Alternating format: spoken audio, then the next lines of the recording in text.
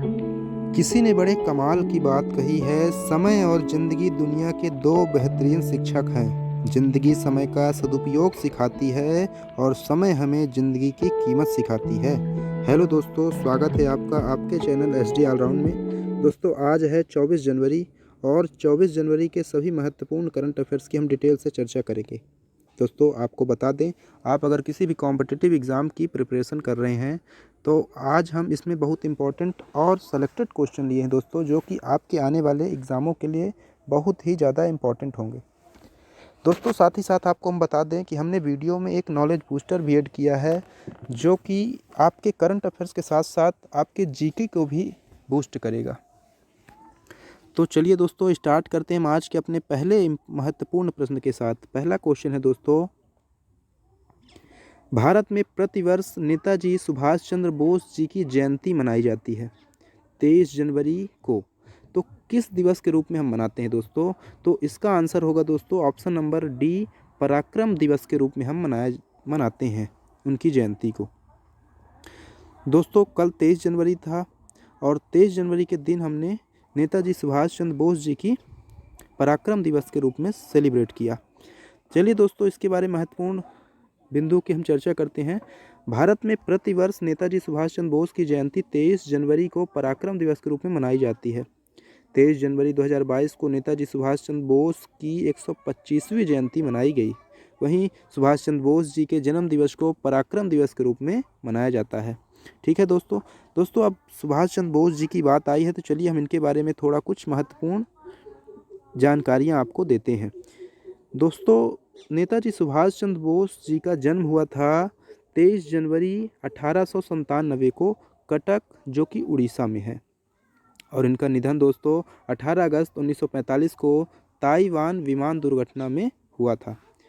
इनकी शिक्षा की बात करें दोस्तों तो इन्होंने बीए किया था, वो भी दर्शन शास्त्र ऑनर्स में कोलकाता विश्वविद्यालय से। इनकी महत्वपूर्ण उपलब्धि की बात करें तो भारत रत्न मिला था मरणोपरांत सन 1992 में।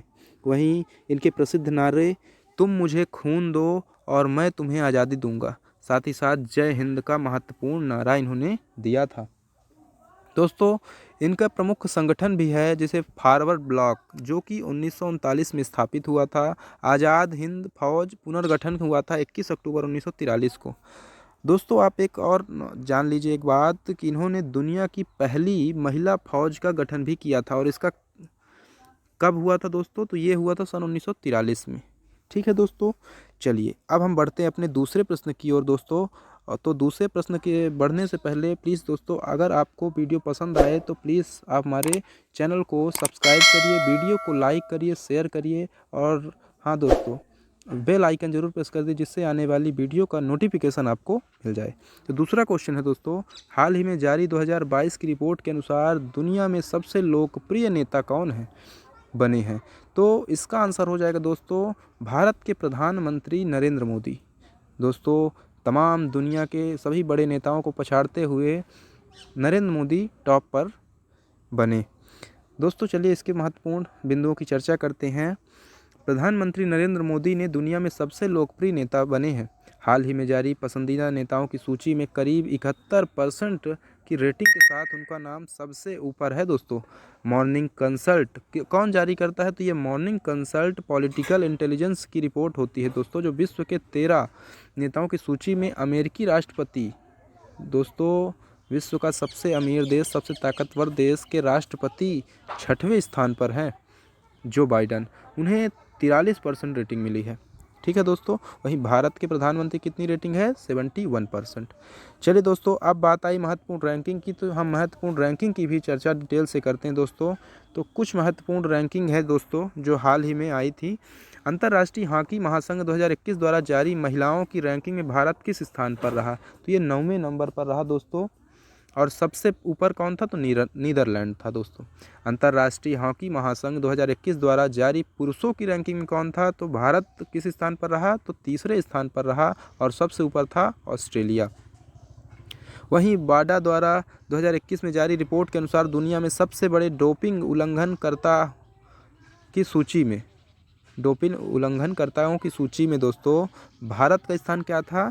तो तीसरा नंबर था भारत, और वहीं पहले स्थान की बात करें तो रूस शीर्ष पर था।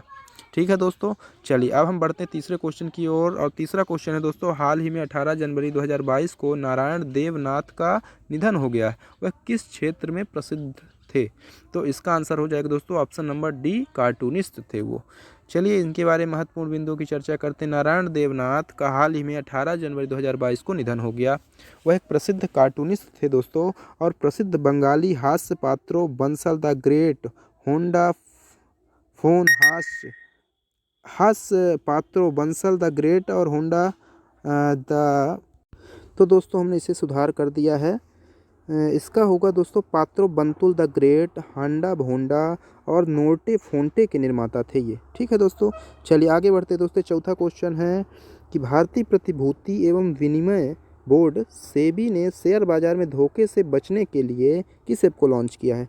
तो इसका आंसर हो जाएगा दोस्तों ऑप्शन नंबर डी है साथी मोबाइल ऐप।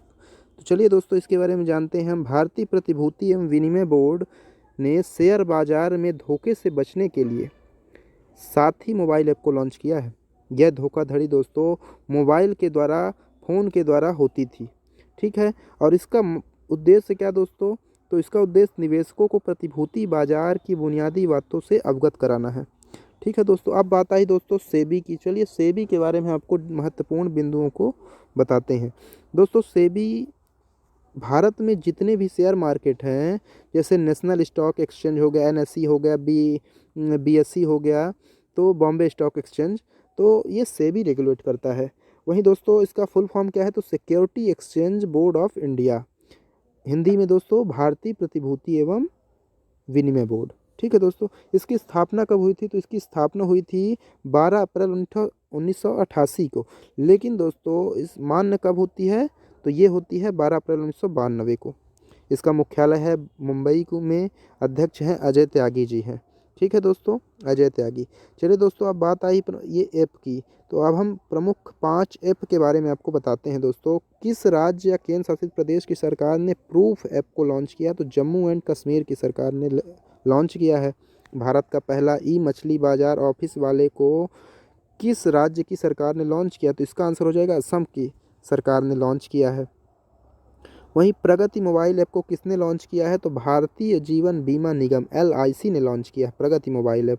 वहीं फिट इंडिया मोबाइल ऐप को किसने लॉन्च किया है? तो ये अनुराग ठाकुर, केंद्रीय मंत्री अनुराग ठाकुर ने लॉन्च किया है।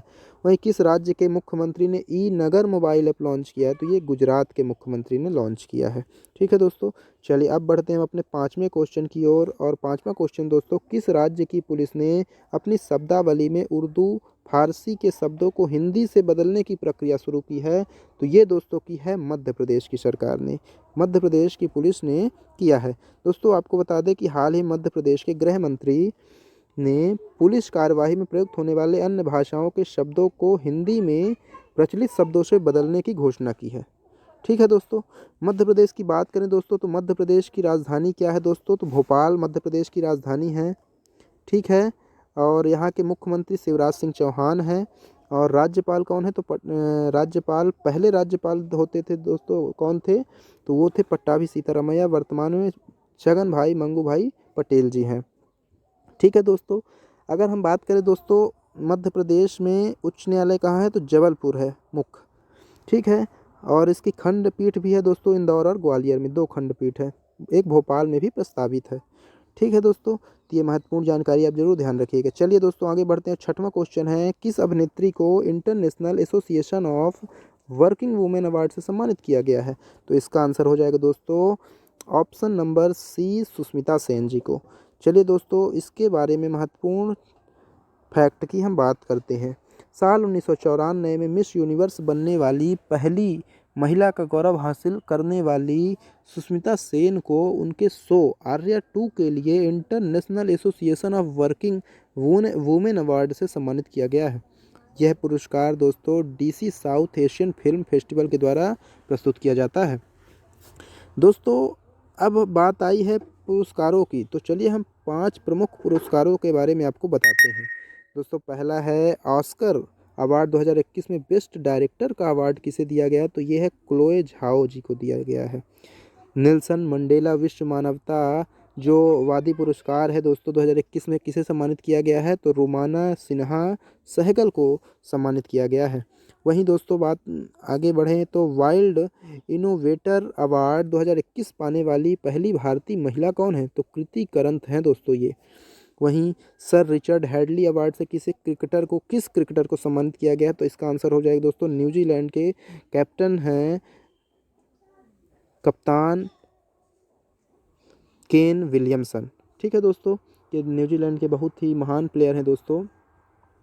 अभी हाल ही में इन्हीं की टेस्ट जो चैंपियनशिप हुई थी भारत के खिलाफ हुआ था मैच फाइनल में, तो ये कप्तान थे और इन्हीं की अगुवाई में टीम ने जीत हासिल की थी।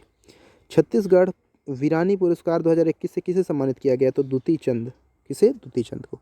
चलिए दोस्तों, अब हम आपको बताएंगे, जैसा कि हमने शुरू में स्टार्टिंग में ही बताया था आपको कि हम एक नॉलेज बूस्टर लेके आए हैं। तो चलिए नॉलेज बूस्टर की ओर बढ़ते हैं दोस्तों। आज हम आपके लिए लेके आए दोस्तों कुछ हाल ही में बने कुछ देशों के प्रमुख प्रधानमंत्रियों के बारे में, जो भी हाल ही में वो बने हैं प्रधानमंत्री। तो दोस्तों पहला है, हाल ही में बारबाडोस के प्रधानमंत्री फिर से बन गए हैं दोस्तों। तो कौन बन गए हैं, तो इनका नाम है आमोर मोटलीजो। ठीक है दोस्तों। चेक गणराज्य के नए प्रधानमंत्री कौन बने हैं, तो पेट फियाला बने हैं दोस्तों। वहीं शेख सबा अल खालिद अल सबा किस देश के नए प्रधानमंत्री बने, तो ये कुवैत के बन गए हैं। वहीं जोनास गहर स्टोर किस देश के नए प्रधानमंत्री बने, तो नॉर्वे के बने हैं। कौन बने हैं, नॉर्वे के दोस्तों। वहीं अब्दुल्लाह हमडोक किस देश के फिर से नए प्रधानमंत्री बने हैं, तो ये सूडान के बने दोस्तों। ये जरूर प्रधानमंत्रियों के लिए जरूर ध्यान रखिएगा दोस्तों, क्योंकि ये एग्जामों में पूछा ही जाता है ये, क्योंकि अभी वर्तमान में बने हैं तो करंट से एक क्वेश्चन जरूर आ जाता है। वहीं दोस्तों आगे बढ़ते हैं तो अभी अहमद अली ने किस देश की प्रधानमंत्री के रूप में दूसरी बार शपथ लिया है, तो ये इथियोपिया के हैं दोस्तों। ठीक है दोस्तों, चलिए आगे बढ़ते हैं दोस्तों। अब हम एक बार दोस्तों सभी जो अभी तक हमने क्वेश्चनों को पढ़ा है एक बार हम फटाफट रिवीजन किए लेते हैं, जिससे आपको भूले ना। भारत में प्रतिवर्ष नेताजी सुभाष चंद्र बोस की जयंती 23 जनवरी को किस दिवस के रूप में मनाई जाती है, तो इसका आंसर हो जाएगा दोस्तों पराक्रम दिवस के रूप में मनाई जाती है। दूसरा है दोस्तों, हाल ही में जारी 2022 की रिपोर्ट के अनुसार दुनिया में सबसे लोकप्रिय नेता तो भारत के प्रधानमंत्री हैं दोस्तों, अमेरिका के 6वें नंबर पर। हाल ही में 18 जनवरी 2022 को नारायण देवनाथ का निधन हो गया। वह किस क्षेत्र से प्रसिद्ध थे, तो वो कार्टूनिस्ट थे दोस्तों। अगला क्वेश्चन है कि सेबी ने शेयर बाजार में धोखे से बचने के लिए किस ऐप को लॉन्च किया है, तो इसका आंसर हो जाएगा दोस्तों साथी मोबाइल ऐप को। अगला क्वेश्चन है दोस्तों कि किस राज्य की पुलिस ने अपनी शब्दावली में उर्दू फारसी के शब्दों को हिंदी से बदलने की प्रक्रिया शुरू की है, तो ये मध्य प्रदेश की पुलिस ने दोस्तों। छठवां है, किस अभिनेत्री को international association of working women award से सम्मानित किया गया, तो ये है सुष्मिता सेन, जो कि मिस यूनिवर्स बनने वाली पहली भारतीय महिला थी। ठीक है दोस्तों, तो ये हमने आज के प्रश्नों को एक बार रिवीजन कर लिया। अब हम कल के प्रश्नों का भी रिवीजन करेंगे दोस्तों। तो कल के प्रश्न ये रहे दोस्तों, और पहला है, भारत की पहली डिजिटल न्याय घड़ी दोस्तों किस राज्य की हाई कोर्ट में लगी है, तो गुजरात की हाई कोर्ट में। हाल ही में भारत और किस देश ने 3 और वर्षों के लिए विज्ञान और प्रौद्योगिकी क्षेत्र में सहयोग का विस्तार करने पर सहमति बनाई है, तो श्रीलंका ने। भारतीय किसान उर्वरक सहकारी के नए अध्यक्ष कौन बने दोस्तों, तो दिलीप संघानी बने हैं। वहीं चौथा है दोस्तों कि हाल ही में इंडिया गेट पर अमर जवान ज्योति की लौ को लगभग कितने वर्षों बाद बुझाकर राष्ट्रीय युद्ध स्मारक की लौ में मिलाया गया, तो 50 वर्ष बाद है दोस्तों। पांचवा क्वेश्चन है, ऑक्सफोर्ड यूनिवर्सिटी की प्रेस ने किस शब्द को वर्ष 2021 का children word of the year चुना है, तो एंजाइटी को चुना है दोस्तों। एंजाइटी का अर्थ होता है चिंता। छठवां है दोस्तों कि मॉरिशस की सरकार ने मेट्रो एक्सप्रेस परियोजना में एक स्टेशन का नाम किसके नाम पर रखने की घोषणा की, तो महात्मा गांधी के नाम पर रखने की घोषणा की है। सातवां क्वेश्चन है दोस्तों कि मेघालय, मणिपुर और त्रिपुरा का स्थापना दिवस किस दिन मनाया जाता है, तो 21 जनवरी को मनाया जाता है दोस्तों। ठीक है दोस्तों, तो ये रहे दोस्तों कल के प्रश्नों का रिवीजन भी हमने कर लिया दोस्तों। धन्यवाद। आप हमारे चैनल को प्लीज़ सब्सक्राइब कीजिए, वीडियो पसंद आए तो प्लीज़ लाइक कीजिए, शेयर जरूर करिए दोस्तों, और कमेंट करके हमें ज़रूर बताइए कि आपको वीडियो कैसा लगा है, और अपने राय व सुझाव हमें ज़रूर दीजिए दोस्तों। तो धन्यवाद दोस्तों। अब कल हम फिर से नए क्वेश्चन के साथ मिलेंगे। स्वस्थ रहिए, मस्त रहिए।